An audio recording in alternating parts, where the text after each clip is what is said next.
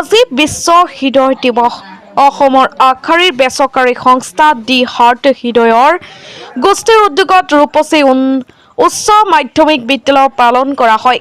এইবাৰ বিশ্ব হৃদয় দিৱসৰ মূল বিষয় আছিল ইউজ হাৰ্ট নাও। হৃদয়যন্ত্ৰৰ বেমাৰ বিশ্বত নীৰৱ ঘাতক হৈ পৰিছে। পৃথিৱীত আটাইতকৈ বেছি মানুহৰ মৃত্যু হয় হৃদয় ৰোগত। তাতোতকৈও ভয়ানক বিষয় হ'ল হৃদয় ৰোগ বৃদ্ধি পাইছে যুৱচামৰ মাজত। ইয়াৰ মূলতে হ'ল শাৰীৰিক অনুশীলন নকৰা, খোজ নকৰা, সুষম আহাৰ গ্ৰহণ নকৰা, জাংক ফুডৰ প্ৰতি আসক্ত আদি। ছাত্ৰ-ছাত্ৰীসকলৰ মাজত হৃদয় ৰোগ সম্পৰ্কে সচেতনতা বৃদ্ধিৰ বাবে বিদ্যালয়খনত হৃদয় দিৱস পালন কৰা হয়। এই সন্দৰ্ভত শোভাযাত্ৰা উলিওৱা হয়। হৃদয় ৰোগৰ সচেতনতামূলক শ্লোগান সন্নিৱিষ্ট প্লেকাৰ্ড লৈ ছাত্ৰ-ছাত্ৰীসকলে শোভাযাত্ৰা অংশগ্ৰহণ কৰে।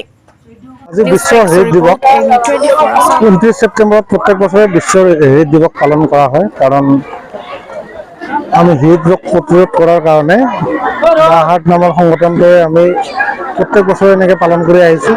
আৰু ৱৰ্ল্ড হাৰ্ট ডেটো এটা ইণ্টাৰনেশ্যনেল ডে, গোটেই পৃথিৱীতে পালন কৰে 29 ছেপ্টেম্বৰত।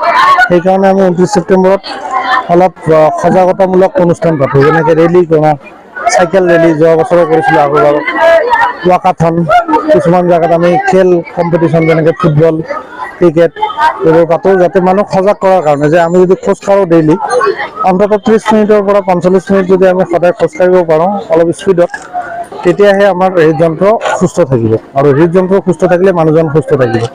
আৰু খালি খোজকাঢ়াই নহয়, যিকোনো ধৰণৰ ব্যায়াম, চাইকেলো চলাব পাৰে, সাঁতুৰিব পাৰে। তাৰ লগতে আমি মানুহক জনাই দিওঁ যে কিছুমান বস্তু যেনেকৈ আজিৰ ল'ৰা ছোৱালী যদি খাদ্যাভ্যাস ঠিককৈ ৰাখে, যদি বেছিকৈ তেলজাতীয় বস্তু নাখায়, কাইলৈ শকত নহ'ব। কাইলৈ যদি শকত নহয়, তেতিয়া পৰহিলে আমাৰ অসমৰ বা ইণ্ডিয়াৰ হাৰ্টৰ বেমাৰীৰ সংখ্যা, হৃদৰোগৰ ৰোগীৰ সংখ্যা কমি যাব। কাৰণ ফিউচাৰটো হ'ল আজিৰ যিখিনি ল'ৰা ছোৱালী, আজিৰ স্কুলৰ ষ্টুডেণ্টখিনিয়ে কাইলৈকৈ বেমাৰ হ'ব। যে এতিয়াৰ পৰা যদি আমি সিহঁতক শিকাওঁ যে কেনেকৈ খাব লাগে, কেনেকৈ চলিব লাগে, আৰু প্ৰাথমিক লক্ষণসমূহ যদি সিহঁতে গম পায়, ঘৰৰ কাৰোবাৰ কিবা বেমাৰ হ'লেও তেওঁলোকে লৈ যাব পাৰিব। অতি সোনকালে ডাক্তৰৰ পৰামৰ্শ ল'ব লাগে।